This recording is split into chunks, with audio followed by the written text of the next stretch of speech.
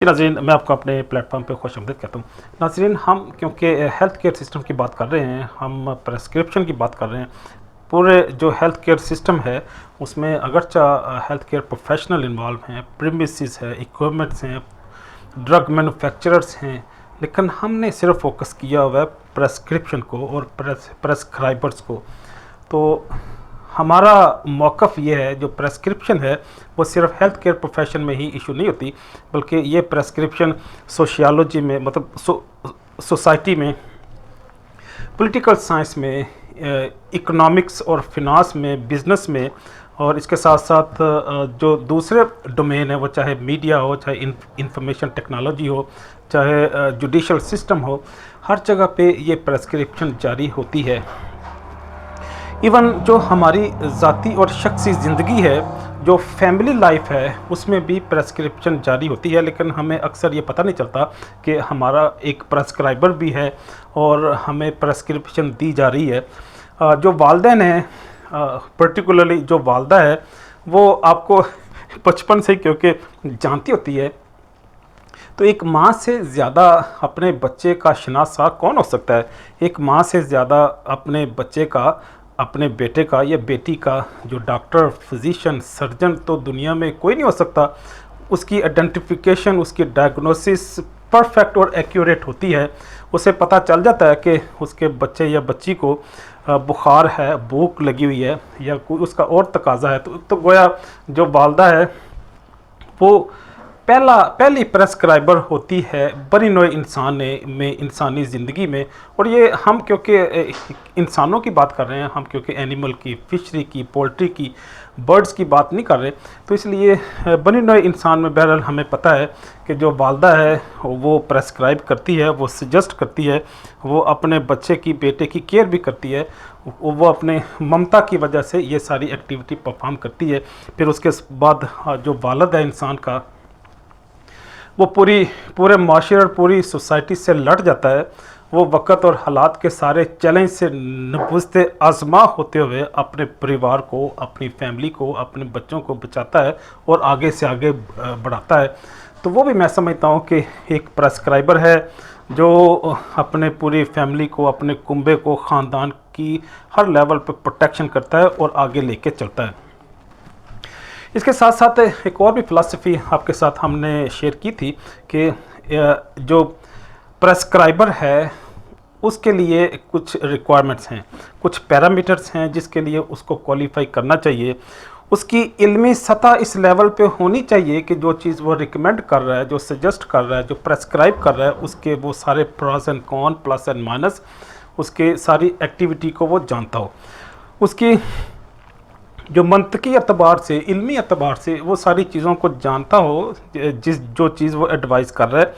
और अगली बात यह है कि उसके पास लाइसेंसिंग भी हो, क्वालिफ़िकेशन भी हो, वो इल्म और हिकमत के एतबार से भी उस सतह पे खड़ा हो कि जहाँ पे उसकी बात में एक वज़न हो और वो उस सोसाइटी और माशरा और या कोई कौंसल या कोई अथॉरिटी, मिनिस्ट्री, डिपार्टमेंट उसको इंडोर्स करे।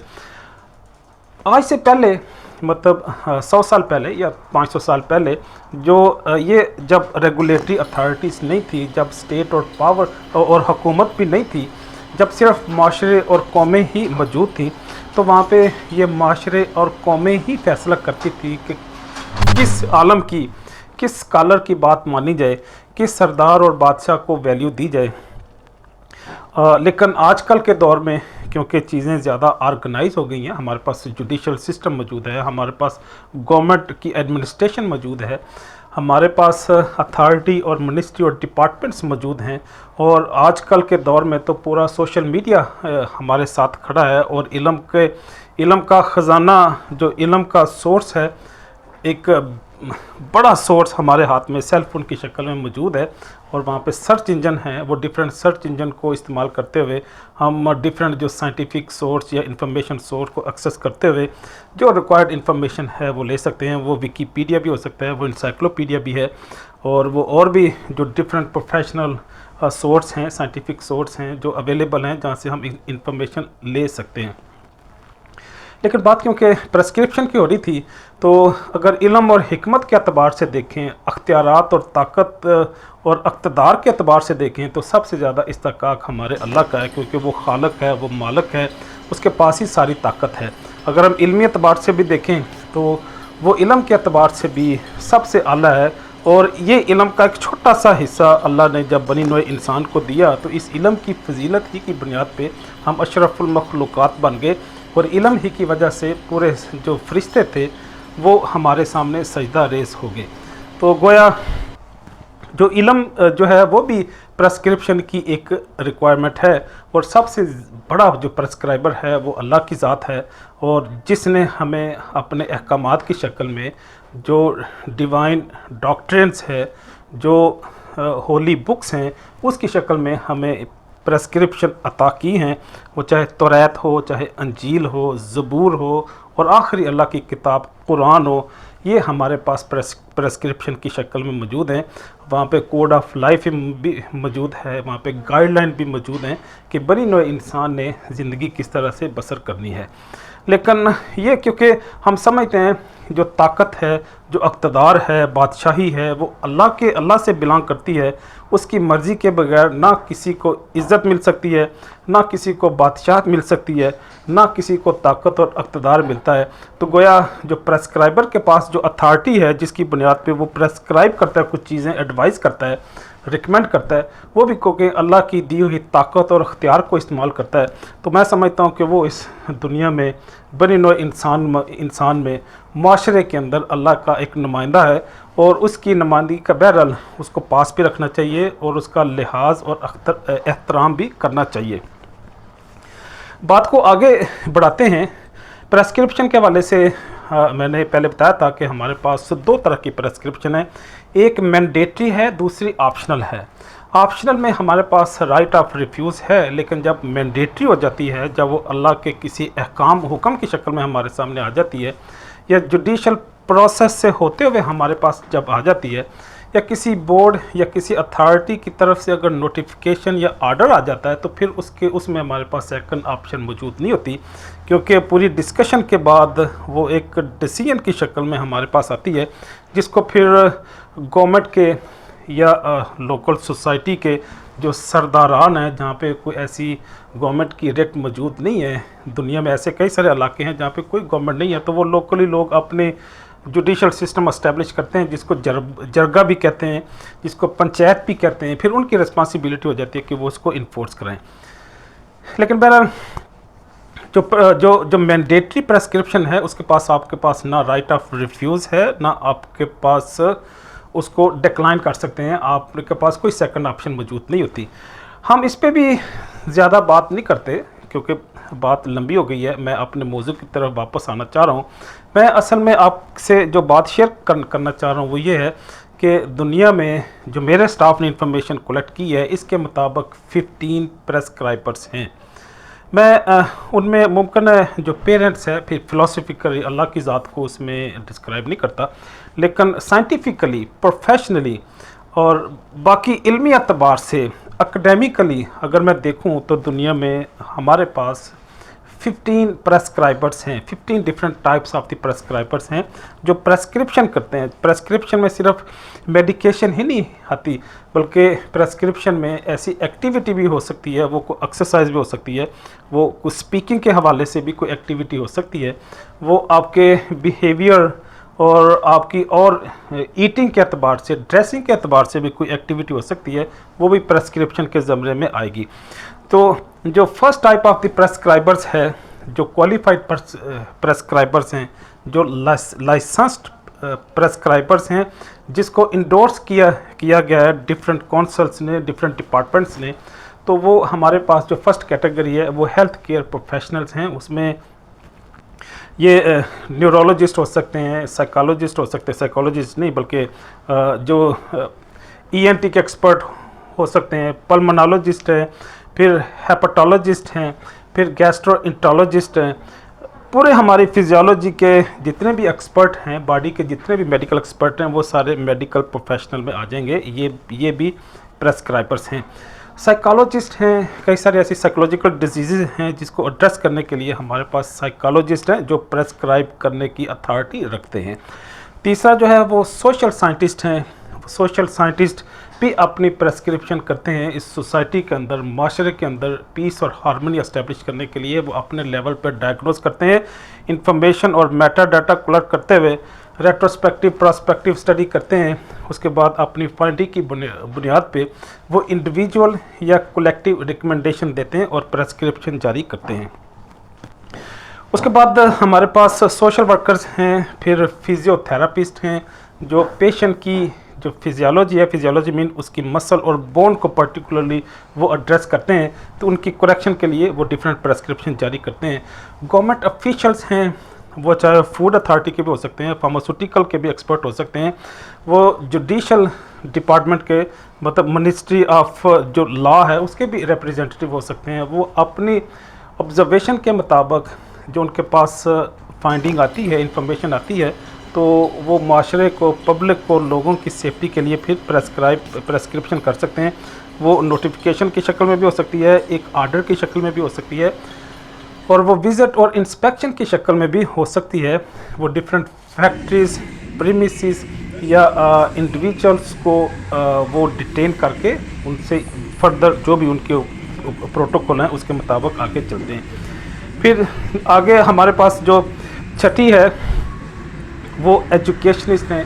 एक टीचर है, जिस तरह मैं भी अपने आप को टीचर समझता हूँ और मैं इसको एक बड़ा नोबल प्रोफेशन समझता हूँ।